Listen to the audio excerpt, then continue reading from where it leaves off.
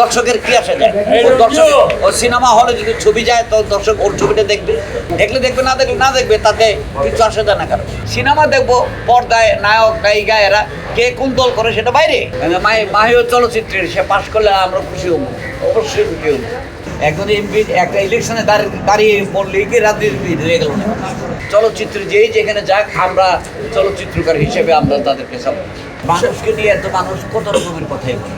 এখন আমি ডাইরেক্টর, আমি যদি এখন একটা আর্টিস্ট হই অনেকে বলবো যে এই বেটা দেয় আর্টিস্ট ঢুকেছে কেটা। পৃথিবীতে এরকম প্রত্যেকটা দেশেরই চলচ্চিত্রের লোক রাজনীতির কোনো প্রভাব পড়ে না। দর্শকের কি আসে যায়? ও সিনেমা হলে যদি ছবি যায় তো দর্শক ওর ছবিটা দেখবে।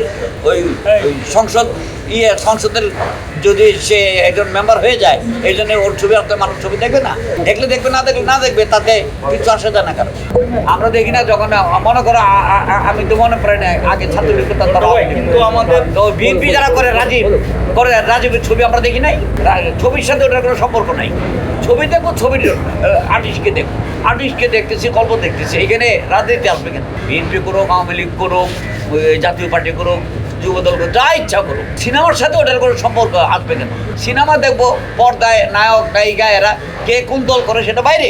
আমরা ছবি দেখবো ছবির জন্য। আমার এখানে পরিচালকদের যদি কেউ হইতো তখন আমরা তাদের ব্যাপারে আমরা বলতে পারতাম। ওরা শিল্পী, কে সম্বর্ধনা কাকে দিল, কে সম্বর্ধনা দিল না সেটা তো this is not our head.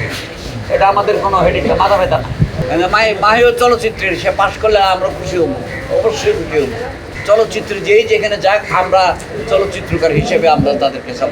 আমি বলতে চাচ্ছি যে ফেরদৌস একটি দলের থেকে সে নমিনেশন নিয়েছেন, এটি রাজীব নেয়নি। রাজীব একটি দলের হয়ে রাজনীতি করতেন। এই যে নমিনেশন নেওয়ার ব্যাপারে সে যদি এমপি হন, প্রয়োজন মনে করে নাই।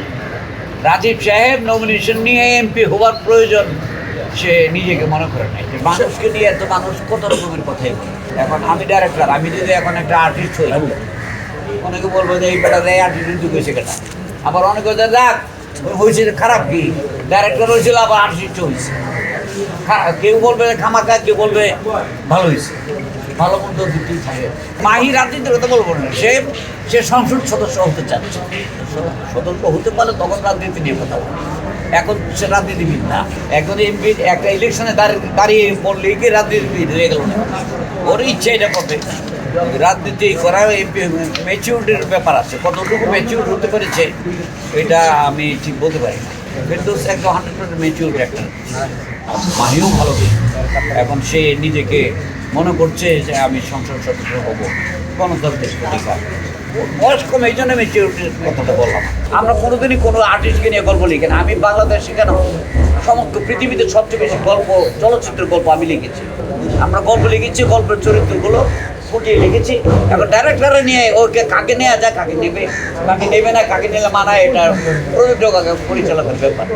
আমি শুধু একবার শিবলি সাদেক সাহেব, আমার সিনিয়র পরিচালক মরহুম আল্লাহ বেসনসিব করুক, উনি আমাকে বলেছিল জন্টু রাজ্জাক ভাইকে নিয়ে আমি একটি গল্প বানাবো, একক মানে রাজ্জাক ভাই যেন মেইন থাকে এরকম একটা গল্প আমাকে দাও।